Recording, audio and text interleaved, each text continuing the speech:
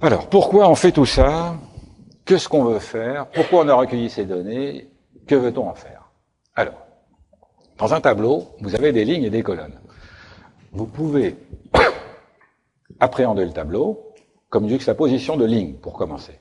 Donc les lignes sont des individus. Alors, qu'est-ce qu'on veut faire sur ces individus? Ces individus, on a toujours une notion de ressemblance qui nous intéresse. Reprenons le cas des produits alimentaires. Si on a des produits alimentaires, on va avoir des produits qui se ressemblent. Alors, qui se ressemblent de quel point de vue? Du point de vue du profil sensoriel. C'est-à-dire qu'ils ont à peu près la même amertume, mais aussi à peu près la même sucrosité, mais aussi à peu près la même acidité. Donc là, on a une notion de profil sensoriel. Cette notion de profil sensoriel, c'est bien du multidimensionnel. Alors, quand on est dans une enquête, on va s'intéresser aux individus qui se ressemblent, mais cette fois par leur profil de réponse. Alors, ce qu'on appelle profil de réponse ici, c'est l'ensemble des réponses. Pour un individu, j'ai toutes ces réponses. Ce paquet-là, qu'est-ce que c'est? C'est son profil de réponse. Ça s'appelle comme ça l'analyse des données.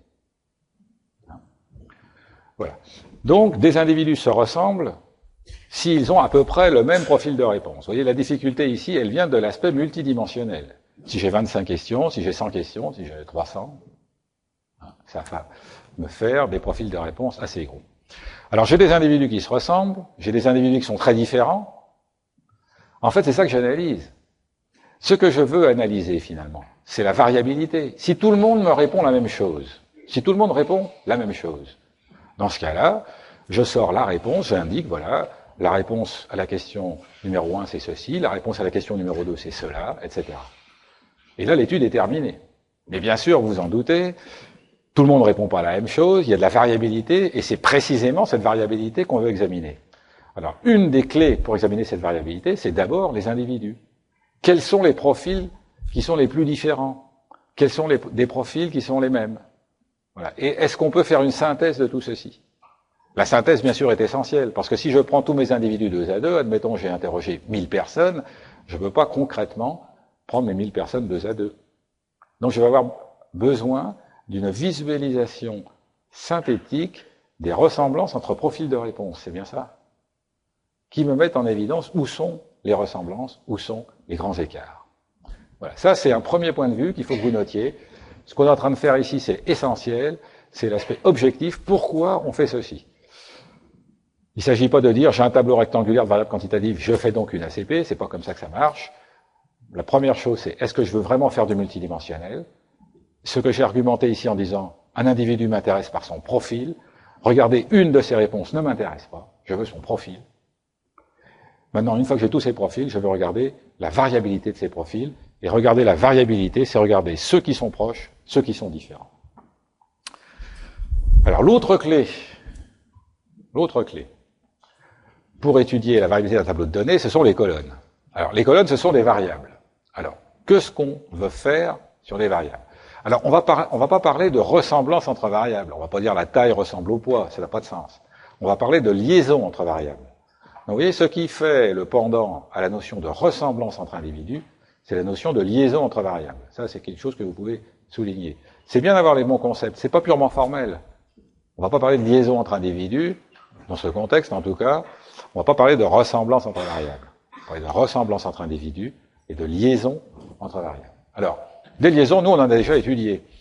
On a étudié le coefficient de corrélation, on a déjà étudié les liaisons linéaires. Voilà, on sait très bien étudier les liaisons linéaires. On calcule un coefficient de corrélation, on sait faire beaucoup de choses avec ce coefficient de corrélation. Bien. Alors, les liaisons linéaires, lorsque j'ai beaucoup de variables, qu'est-ce que ça veut dire? Ça veut dire que je prends toutes mes variables 2 à 2 et je calcule tous les coefficients de corrélation 2 à 2. Donc, je les calcule et je les range dans une matrice que vous avez représentée ici, qui est la matrice des corrélations, dans laquelle vous avez ici R, J, K, coefficient de corrélation entre la variable J d'une part et la variable K d'autre part. Donc, tous nos coefficients de corrélation sont rangés proprement dans une matrice des corrélations. Et donc, étudier les liaisons entre variables, dans un premier temps, eh bien, ça consiste simplement à étudier la matrice des corrélations. Simplement, la matrice des corrélations, elle peut être très grande. Si j'ai 100 variables, la matrice des corrélations est de taille 100-100.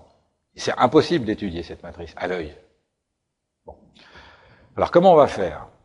Alors, on va essayer d'identifier des variables qui sont très liées entre elles. Et puis, on va essayer de faire des groupes de variables très liées entre elles. Alors, liées comment? Linéairement. On va dire très corrélées. Faire des groupes de variables très corrélées. Et puis, c'est peut-être ces groupes qui ont de l'intérêt. Regardez, par exemple, je reprends l'exemple des notes. Je reprends l'exemple des notes et je m'aperçois que les notes en maths, en physique, sont très liées. Je vais avoir envie de les considérer globalement. Et puis d'avoir un terme générique qui va s'appeler épreuve scientifique. Et puis si par contre je m'aperçois, philo, histoire géo sont très liés. Ah, je vais peut-être avoir intérêt à travailler plutôt sur le concept qui est épreuve littéraire. Vous voyez, je simplifie mon problème ici. Comment? J'étudie les liaisons entre variables et je fais des groupes de variables, alors, corrélées entre elles, étroitement corrélées entre elles, si possible. Ça dépend des données. Donc ça, c'est une clé. Donc je vais essayer de faire une synthèse de ces corrélations. Voilà ce que je veux faire. Vous voyez l'idée? Alors pour le moment, vous ne savez pas encore comment on va faire, mais vous devez plus ou moins ressentir ce besoin qui est la chose suivante. J'ai beaucoup de variables, je veux examiner leurs liaisons, comment je fais quand j'en ai beaucoup? Alors peut-être au fond de vous-même, vous dites, si je veux une matrice 10-10, je vais quand même regarder. Oui, mais regardez nos données génétiques. On travaille beaucoup sur les données génétiques, à AgroCampus entre autres, mais il n'y a pas qu'à AgroCampus. Les données qui sont obtenues par les puces, on a pour un individu statistique souvent 10 000 variables. 10 000 variables, vous ne pouvez pas les regarder. Donc il faut absolument des moyens automatiques pour accéder à ces données. Alors moi, sur cette présentation de l'ACP, on va prendre des petits fichiers qu'on peut regarder éventuellement à la main pour vous apprendre à manipuler. Mais vous voyez que le caractère utile, voire indispensable des techniques, va intervenir dès l'instant que vous avez un très grand nombre de variables. Et plus vous en avez, et plus c'est indispensable. Alors il y a un autre point de vue pour aborder les liaisons entre variables, c'est cette notion d'indicateur synthétique qu'on retrouve ici, là. Voilà, j'ai des variables, est-ce que je peux pas les résumer par hasard par un indicateur qui les synthétiserait? Ou par 2, ou par 3. Un petit peu comme j'ai fait là pour mes notes en disant, finalement, plutôt que de considérer séparément histoire géo philo, je vais considérer un bloc qui va être l'aptitude aux épreuves littéraires. Un bloc, aptitude aux épreuves scientifiques. Voilà. Ça, c'est une question. Est-ce qu'on peut pas résumer nos variables par quelques indicateurs synthétiques? Ça, c'est une problématique qu'on rencontre très, très, très souvent. Alors, pour ça, vous avez bien retenu les objectifs. Cette page sur les objectifs, elle est cruciale. Elle est cruciale. Je me permets d'insister, c'est pas du baratin, c'est ce qu'on appelle une grille d'analyse, et c'est avec cette grille d'analyse que vous devez examiner tout problème. Tout problème qui n'est pas analysé avec cette grille conduit quasiment inéluctablement à de mauvaises interprétations, à de mauvais commentaires. Donc il faut un petit peu se forcer à avoir cette grille d'analyse.